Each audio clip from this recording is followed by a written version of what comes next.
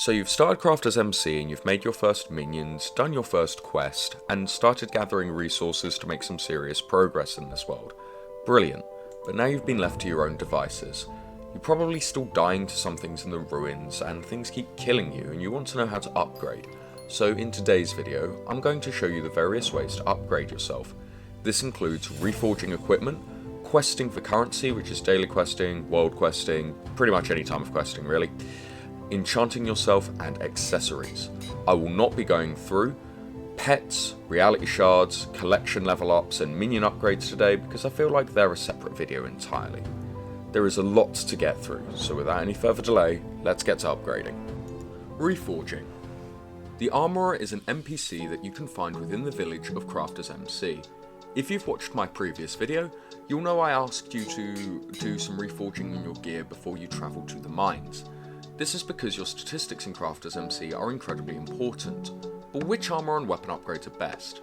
Well, that entirely depends on your playstyle and build. For example, if you want to go down the route of the mage, you're going to want the Wise armour set, as it provides you a massive improvement to your intelligence and the ability to cast magic. For speed and reach, for those of you who like to run around at the speed of sound, you want the Light armour set, which is the best improvement to speed. However, in my opinion, the best overall for survivability without sacrificing any other statistics is Titanic on your armour. Melee weapons are quite similar. Having heroic weapons will massively improve your intelligence again, while sharp weapons are going to get your critical chance through the roof and give you a bit more of a rogue feeling.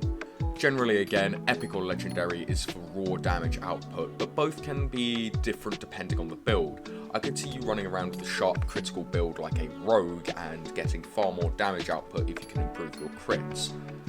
Ranged weapons are similar, deadly or critical for a critical hit build, rich for the magical build, or grand for a more strength based build based on raw stats.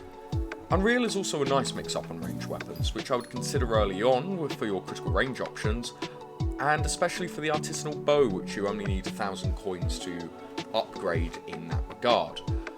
In my opinion, which is best? And I think for a new player, especially if you've not got the best NPC and you don't want to have to spend lots of time going between each and every one, I would go for the Titanic armor with the epic or legendary enchantment on your melee weapon, and then just go for Unreal on the bow because it means you can save a little bit of money on rerolls. Overall, I would say pick one that fits your playstyle better if you're on a higher end PC, especially if you're going to dedicate a lot of time into this server because you're going to want things that you enjoy over what's roughly the most powerful in a single go. There are two major types of questing in CraftersMC, daily quests and world quests. Daily quests can also be found in the village. Once you speak to your quest giver, he'll give you a choice of two quests. Ambitious and talented quests occasionally pop up, and they give more coins and XP for more work put in. I always go for ambitious or talented quests because they're a great source of income to help with your daily grind and should be visited and completed as often as you play. However, you might also find some NPCs running around the world as well.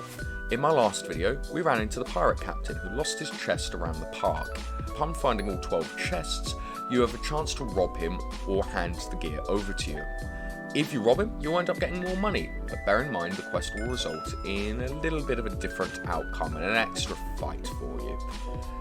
The quest rewards are also slightly different and give the same minor statistics buff as you get an accessory, which we'll talk about later. It's worth going around and looking for quests in the world. Whilst on quests, you're also going to find some extra items that would normally require enchantments. Speaking of enchantments, similar to vanilla Minecraft, enchanting in CraftersMC requires an enchantment table, bookshelves, and experience. You can buy all of these items from various NPCs within the market at the Skyline Village, or acquire them through regular play.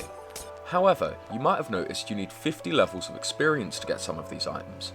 Don't worry, if you aren't experienced enough to get all the grind for the 50 levels yourself, you can always go ahead and make lapis potions and a lapis minion to go ahead and get your levels up higher. You can find these in your lapis collection. There are also some custom upgrades on your enchantments. Some of the generally good enchantments are protection. At least that's the first I usually go for. Just like in vanilla Minecraft, protection produces the most amount of damage reduction from all hits that you can possibly come across in crafters. Growth is probably the next most important piece on your armour, giving you a flat health upgrade depending on the growth level. You won't get growth until you level up your enchantment, so it's worth doing the others first. As for tools, I'd always grab telekinesis so you don't lose your drops, and efficiency just like in vanilla Minecraft. Then it depends on what kind of tool you have and the need for the tool. Harvest works best for crops, while smelting touch is probably better for iron. Fortune is best for diamonds and coal, whilst you're going to need silk touch to gather ice. Regardless of what you need your tool for, efficiency is always the first thing I'd grab and always the most worthwhile. Weapons are almost identical to regular Minecraft as well. Sharpness is best for swords unless you want to fight undead, in which case grab smite, and power for bows. Fire aspect and flame are also always useful as well, and telekinesis just to make sure you don't lose your items.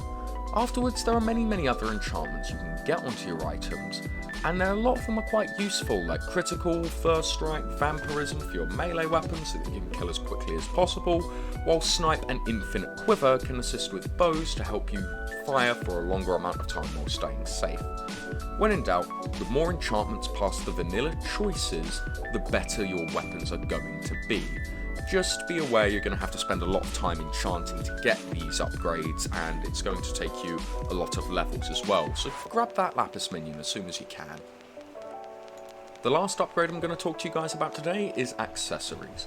Accessories are small buffs that are often very minor, but they can stack up after you collect many of them. You can create an accessory bag in the redstone collection tree, or rather unlock it these days, so that you don't waste your own inventory space. To get redstone, you're going to want to head to the fungi caves, where you also find lapis lazuli, and they're on the next level of the deep caverns from where we were last time. It is recommended that you also get a redstone minion to improve the amount of accessories that you can hold. You gather accessories through collections, questing, and occasional drops from mobs. Different accessories are going to be useful in different places, whilst some might not be useful to you at all. Take the Poisoner's accessory and the Farmer's accessory, which is made from rotten flesh and wheat collections respectively. Poison immunity is great for fighting spiders, but it's not going to do much else.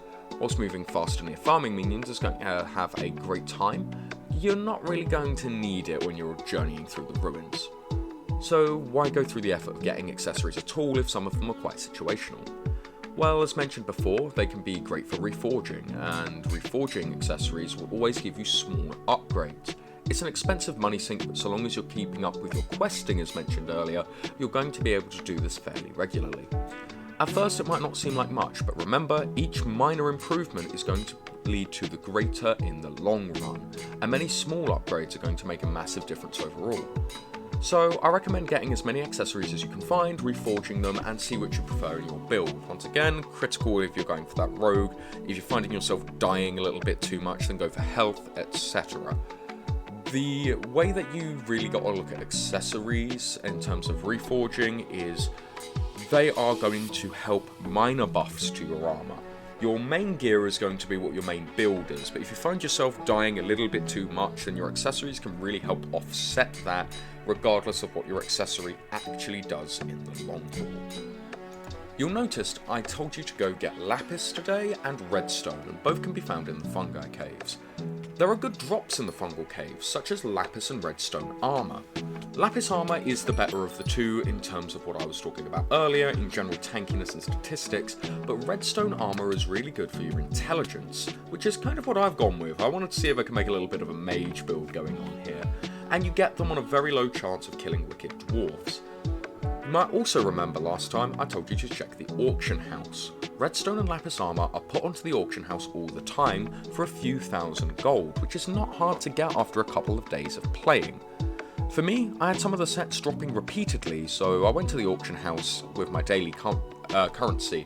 Unfortunately, I was only able to complete the redstone set because that's how much dropped for me, but I could easily see you doing it with the lapis set as well. Those of you not familiar with my channel, that's going to do it for this video.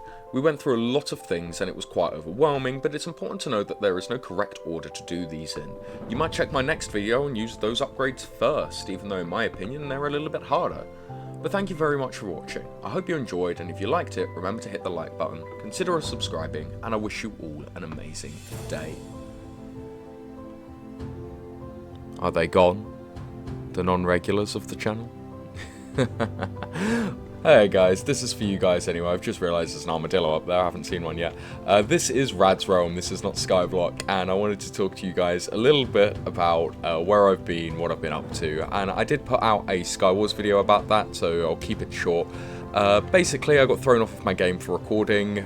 There was mould growing through my roof, which meant I wasn't wanting to use my room in the house. After I didn't want to use my room in the house, I then threw myself hard into work because a bunch of my friends were made redundant while in different places of work, that is, while I was promoted at my places of work, and I wanted to show how good I can be, and I didn't realise how busy I'd be. Management at one place, directing another, and running events for a third location whilst trying to maintain a channel was a little bit of a pipe dream, but I've managed to get myself a little bit better. Thank you all so very much for your patience. Thank you, Sven, specifically, the leader of the Nevs, all hail the Nevs.